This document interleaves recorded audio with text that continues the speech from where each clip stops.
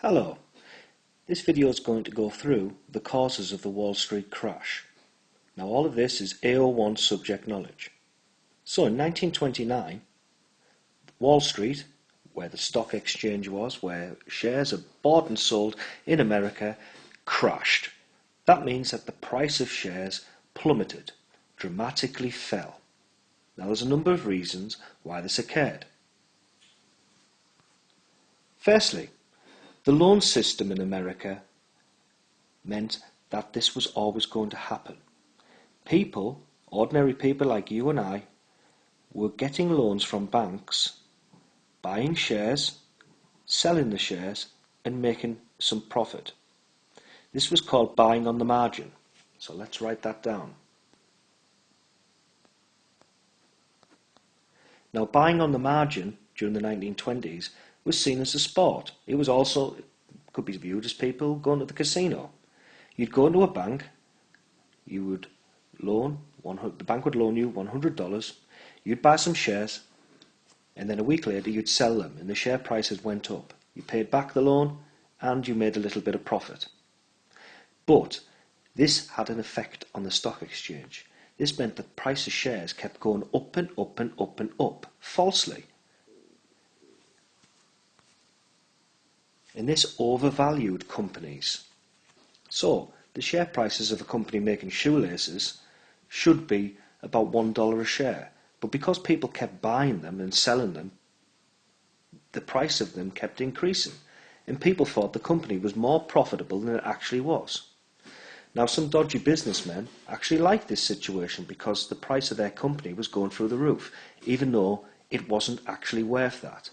It would be like paying £8 for a Freddo chocolate bar when it's only worth 25 pence. It means that the owners of the company would be receiving all of that money, all of that profit, but really you would have shares, or you would have bought a product that was not worth the price you paid for it. So remember that, overvalued companies. So the bubble did burst in 1929, and the prices started to fall. And all it took was people to start realising that the value of these companies was not what they were telling them, that it was false, that they had unsound investments. Coupled into this was a high level of corruption. Now I've got pictures here of people making backhanded deals. Businessmen could make millions out of the stock exchange, much more than ordinary people who were buying the shares. They could overinflate the price of a company, and they could do this very easily. All they needed to do was spread rumours that a certain company was making a lot of profit, and they could do this by newspapers, radios, word of mouth, and more people would start buying shares in that company, raising the price. Of course, the businessman would be making most money. But really, as I've said earlier on, these companies weren't worth the price people were paying for the shares. Or companies were selling 1,000% of shares, when of course you can only ever have 100%.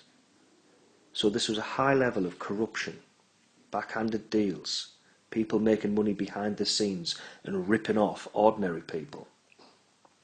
So what happened when everyone started to realise this? Well, just like in any situation, people panic. They started to sell their shares. Fast selling. So here's an image here of what the stock exchange looks like on an ordinary day. Well, compound that. It was just full of traders selling stock, trying to get rid of everything because they've realised that they've been ripped off. Now, if everyone started doing that, then of course the company's going to fail, and the price of shares are going to keep going down, and in fact crash. Look at it like this. If you had, it was also like a fire alarm. That's the best way of looking at it. Everyone left the building, or in this case everyone sold everything then left the building. Panic sets in, and it's a psychological state. Everyone starts selling. So just as everyone was buying and following the herd, now because people were selling, no one wanted to be left out, and so they sold everything, and this created a crash. This was the most important reason. So to bring it all together, Wall Street crashed because the bubble popped.